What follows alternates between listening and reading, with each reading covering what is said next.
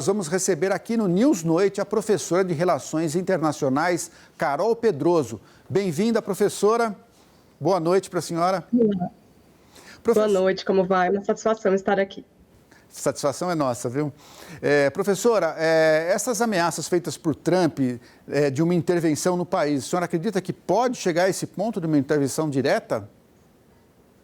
Olha, nem tudo que o Trump fala deve ser levado ao pé da letra. Em várias ocasiões, muitas das ameaças, né, e dos discursos que ele fez não foram colocados em prática exatamente como ele disse que faria, mas sem dúvida é um instrumento, né, uma forma que ele tem tido de exercer essa pressão contra os seus diferentes rivais no cenário internacional. Isso vale para o Irã, isso vale para a Venezuela. Então, essas ameaças norte-americanas, elas têm muito peso, porque, afinal, estamos falando da grande potência militar, de uma grande potência nuclear, e que tem, sim, os meios, se assim estiver disposto, para fazer intervenções em diferentes nações. A dúvida que fica nesse momento é o custo político interno que isso teria para Donald Trump. Afinal, ele foi eleito tanto da primeira vez quanto dessa segunda vez com um discurso supostamente pacifista, quer dizer, que ele foi, inclusive na Assembleia Geral da ONU, né, trouxe à tona essa característica que ele teria, né, de desfazer guerras, de conciliar diferentes partes, inclusive buscando numa próxima edição, o Prêmio Nobel da Paz. Isso não é muito coerente com essas ameaças de intervenção. E há realmente, no seio da sociedade norte-americana, um mal-estar muito grande com os resultados das diversas intervenções que os Estados Unidos fizeram nas últimas, pelo menos, 2 décadas, né? Então, há dúvidas do que realmente vai pesar mais nesse momento. Mas é óbvio que essas ameaças, elas acabam tendo um peso, né, para exercer ainda mais pressão dentro de um país que está convulsionado já há alguns dias. Professora, são várias acusações que o governo Trump faz contra o Irã de enriquecer urânio, né, para produzir bomba atômica, também de financiar grupos que desestabilizam o comércio ali no Mar Vermelho e exige a exigência desse fim do programa de enriquecimento de urânio. Afinal, como é que está essa situação? Porque teve aqueles bombardeios, se eu não me engano, no meio do ano passado, que chegou a bombardear os locais onde enriquecia urânio e tal. Como é que ficou tudo isso, essa situação? Tá contornada ou isso é uma crise que continua? Em junho de 2025 foram realizados esses ataques contra algumas instalações nucleares do Irã por parte dos Estados Unidos após ameaças. Então também essa ameaça de agora, ela tem o peso de já ter sido concretizada em alguma medida, né, no ano passado, um passado bastante recente, por assim dizer. Mas a grande dúvida que fica neste caso específico é que tanto do lado do Irã quanto do lado dos Estados Unidos não há clareza do que realmente foi atingido, de quanto que a capacidade de produção nuclear do Irã foi realmente incapacitada a partir desse ataque, né? A gente não tem as informações, a gente não tem transparência, tanto de um lado quanto do outro. O que particularmente me chama a atenção, né, como analista internacional, é o fato de que a gente não espera exatamente transparência do lado iraniano, mas do lado norte-americano, a gente está falando do que seria, pelo menos historicamente, né, a democracia mais antiga do continente americano, né? Então a gente esperava que, pelo menos, os Estados Unidos preservassem esse cuidado com os dados, com as informações, e isso tem sido uma tônica do próprio governo Trump, seja no trato com o Oriente Médio, seja no trato com a América Latina, de não deixar claro exatamente quais são os objetivos, e mais do que isso, usar justificativas como essas, por exemplo, né, do enriquecimento do urânio, sem demonstrar que existem provas concretas de que essas coisas estão acontecendo. E, infelizmente, a gente tem um precedente norte-americano que já aconteceu com o governo Bush, de fazer acusações graves a outros regimes, não ter provas, mas fazer, né, a partir dessas acusações, intervenções que tiveram, muitas vezes, resultados mais desastrosos do que o que havia antes. Professor, agora teve até uma intervenção direta, né, dos Estados Unidos na Venezuela, que bombardeou lá que eles dizem um laboratório de produção de cocaína, né? Isso está confirmado. Agora, eu fico pensando, professor, Estados Unidos comprando nessa situação de ameaça e de briga contra o Irã e contra a Venezuela ao mesmo tempo, eu fico pensando no reflexo gigantesco que isso pode ter no preço do petróleo, né? Sem dúvida, e são duas situações que estão muito interconectadas, né? Ambos os países sofrem sanções diretas dos Estados Unidos e de parte da União Europeia, justamente no comércio, então sofrem internamente também nas economias restrições importantes do comércio, e justamente por isso são países que se aproximaram nos últimos anos. São países que têm ambos indústrias petroquímicas importantes justamente voltadas para a produção de petróleo, e agora com esse bloqueio naval contra a Venezuela, o Irã também está sofrendo as consequências, porque a Venezuela acabou se tornando um parceiro comercial improvável diante dessas restrições econômicas, né? Então, obviamente, isso vai ter um reflexo no preço do petróleo. A gente já veio observando nos últimos dias uma alteração do preço do barril do petróleo por conta desse cerco contra a Venezuela, que, embora não esteja nos seus melhores dias em termos de produtividade, é o país que detém as maiores reservas deste produto no planeta Terra, né? Então, não é pouca coisa que a gente está falando. Então, obviamente, que esse cenário de incerteza ele tem um reflexo direto sobre esse mercado que acaba tendo também consequências em toda a economia global, porque o petróleo ainda é a base não só dos meios de transporte, mas de boa parte das indústrias do mundo inteiro. Professora, o presidente Donald Trump está se envolvendo em conflitos no mundo inteiro, praticamente, e ele foi eleito com a promessa do America First, né, que é se voltar para os problemas da economia americana, para os problemas internos e não externos. Como é que a senhora vê essa contradição do presidente Donald Trump? É uma contradição, mas é também uma estratégia, porque é uma maneira que isso é, enfim, uma estratagema utilizada por diferentes lideranças internacionais ao longo do tempo e que o Trump gostemos ou não, tem bastante habilidade para isso, até do ponto de vista do marketing, né, de fazer a sua propaganda, de utilizar inimigos externos e justificativas externas para abafar alguns temas internos. Ele passa por crises políticas internas, seja pelo escândalo do Epstein, seja pela dificuldade, por exemplo, de destravar o orçamento interno dos Estados Unidos, seja pelo reflexo do próprio tarifaço na economia interna, né, que fez com que ele voltasse atrás em boa parte das taxas, inclusive contra o Brasil, né? Então, é um equilíbrio que não é tão simples de ser feito entre esse hiperativismo internacional, né, de querer estar presente em todas as arenas, em todos os conflitos, e aquilo que efetivamente vai sustentar a sua popularidade internamente. Por outro lado, boa parte do seu público principal também é muito motivado por essas disputas ideológicas internacionais. Então, ele acaba reforçando boa parte dessa narrativa, né, de que os Estados Unidos são de alguma maneira perseguidos, né, ou são alvo de diferentes potências externas, seja a China, seja a Rússia, seja o Irã, e que por isso ele precisa se defender. Então ele usa o que seria uma contradição a seu favor, como uma arma política, do tipo, olha, a gente está defendendo, na verdade, os interesses norte-americanos, porque essas potências estão contribuindo para o nosso declínio, e é tudo o que nós não queremos, né, que é sair desse estado de declínio e fazer a América grande de novo, que é o slogan da campanha. Professora, esse ano a China, a senhora falou de duas grandes potências, a China se colocou como uma grande rival, né? Acho que esse ano que passou fica marcado como esse ponto de um grande enfrentamento da China aos Estados Unidos, né? Principalmente nessa questão das tarifas, né, dos minerais raros. A senhora, afinal de contas, né, qual o balanço, porque 2025 encerrou, qual o balanço que a senhora faz dessa guerra tarifária e comercial que os dois grandes gigantes travaram? Quem levou vantagem, afinal? Essa tem sido uma discussão bastante constante na área de relações internacionais, porque se esperava que os Estados Unidos, diante da quantidade de tarifas que colocou no mundo inteiro, poderia ter ou demonstrar um pouco mais de força nesse setor comercial.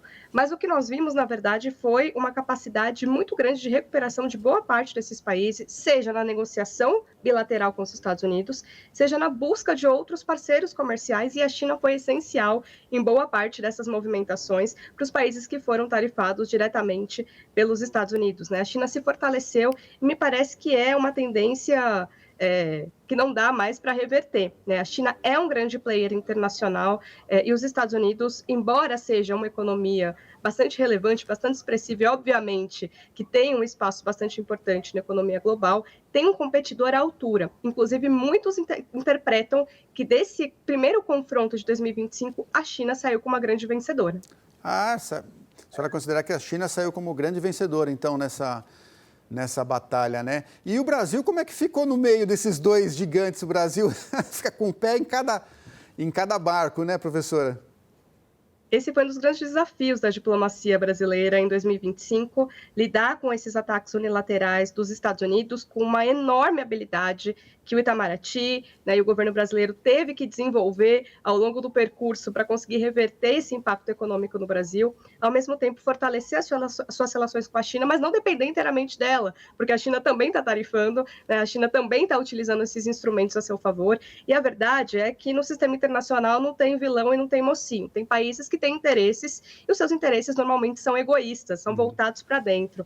E, claro, cabe ao Brasil, nesse momento, diversificar o máximo que puder da sua agenda, das suas parcerias comerciais, porque está muito claro que o mundo daqui para frente vai ser cada vez mais competitivo, mais conflitivo, não só no âmbito militar, mas também no âmbito econômico.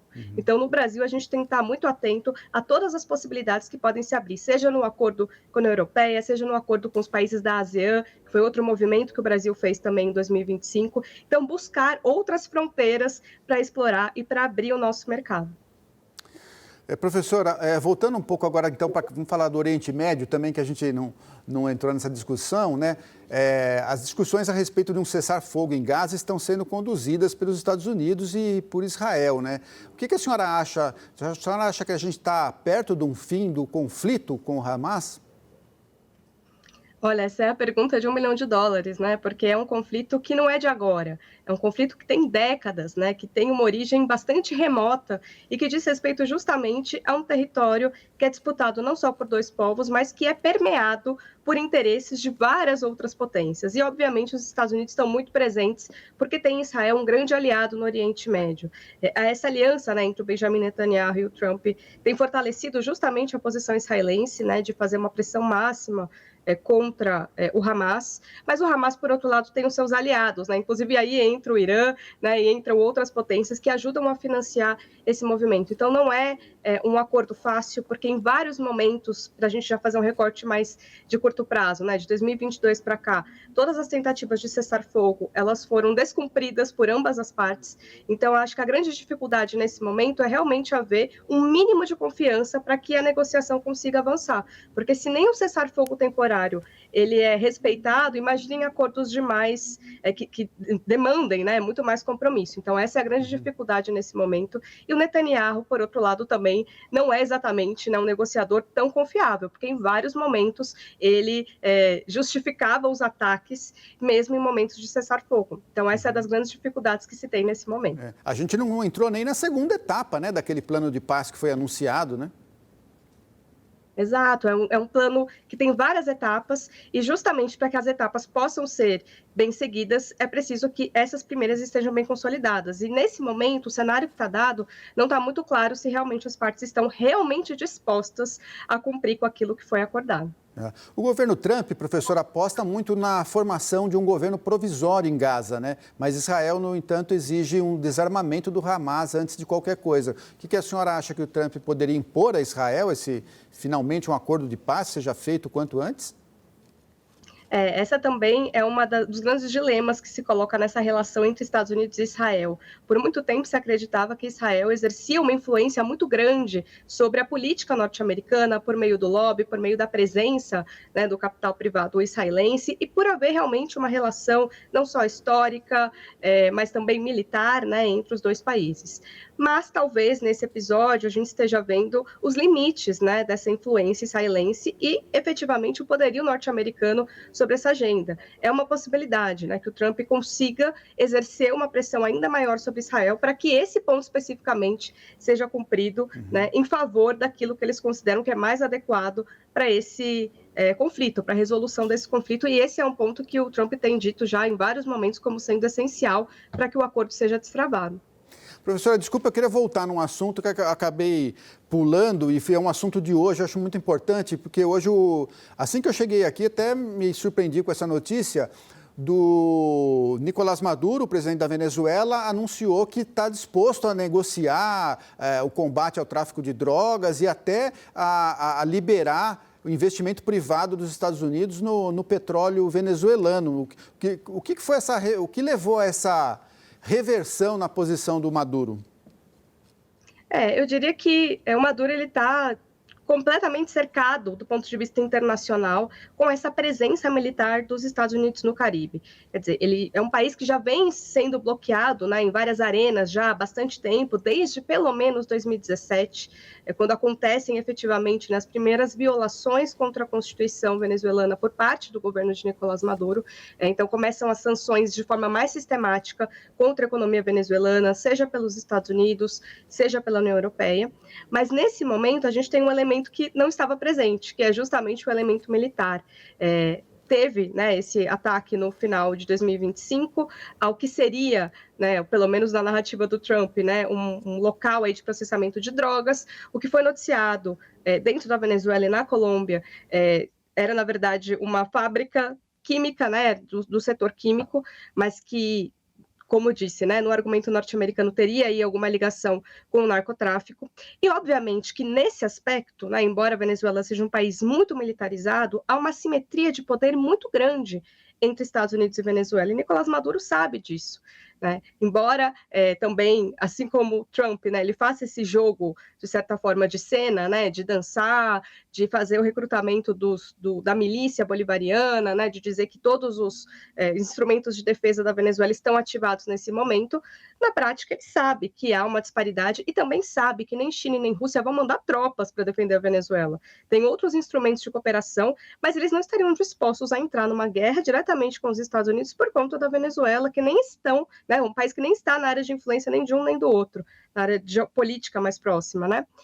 Então, esse é um movimento, eu diria que até esperado, né, considerando essa disparidade de forças, e que em outros momentos Maduro também já tinha feito esse aceno aos Estados Unidos, né, de abrir um pouco mais. Inclusive hoje uma das poucas empresas estrangeiras que opera o petróleo venezuelano é a Chevron, né, que é uma empresa norte-americana, que tem parte da licença liberada pelo governo Trump para poder fazer o processamento do petróleo. Também são um dos poucos navios que hoje não estão sendo bloqueados pelos militares norte-americanos, são os navios petroleiros da Chevron. Então já há, né, uma pequena abertura que foi feita nos últimos tempos e que possivelmente poderia dar sustentação para uma abertura maior, se for o caso, né, de que o governo Trump esteja trabalhando com essa possibilidade de negociar com o Nicolás Maduro, porque eu acho que a gente tem que considerar fortemente a hipótese de que para o governo norte-americano já está aceita a possibilidade de que é preciso que Nicolás Maduro saia do poder.